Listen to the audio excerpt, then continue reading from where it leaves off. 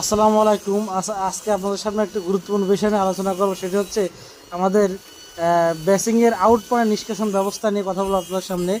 এই যে মূলত আমরা দেখছেন এখানে যে পাইপটি কাটছে, এখানে এই যে এখানে আমরা ডাইনিং একটি বেসিং দিতেছি। বেসিংয়ের কিন্তু আমাদের ম্যাক্সিমাম সময় আমরা দেখি যে অনেক বাড়িতে দেখি বেসিং জাম হয়ে যায়।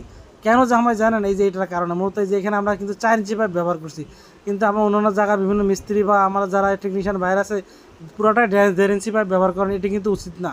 যে আপনাকে এখানে পুরো টোটালটা 4 ইঞ্চি পাইপ দিয়ে যদি আমরা এইভাবে একটি 4 ইঞ্চি পাইপের এলবোর মুখে একটি 4/1.5 একটি ক্যাপ লাগিয়ে দিয়ে যদি আমরা সুন্দর করে এখান থেকে এই যে খারাপ যে পাইপটা উঠবে এটা যদি আমরা 1.5 ইঞ্চি দিই, তাহলে সহজে কিন্তু এখান থেকে পানি নিষ্কাশন ব্যবস্থা কিন্তু সহজে এখান থেকে পানিটা এখানে দাঁড়াবে না। এই যে এভাবে যদি আমরা লাগাই দিই, তাহলে কিন্তু সহজে পানিটা এখানে দাঁড়ানোর কোনো রকম চান্স নাই।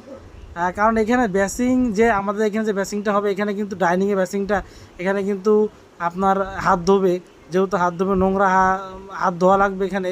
সেক্ষেত্রে এখানে কিন্তু আপনার মাছের কাঁটা ফেলবে, ছোটোখাটো হাড়গোড় ফেলবে, এখানে কিন্তু জাম হওয়ার চান্স অনেক বেশি। এই জন্য এখানে 4 ইঞ্চি পাইপ অবশ্যই ব্যবহার করা লাগবে। তাই আমাদের মাথায় রাখতে হবে যে একবার ফ্লোর ঢালাই হয়ে গেলে পুনরায় ঢালাই ভেঙে কিন্তু কাজ করা সম্ভব নয়।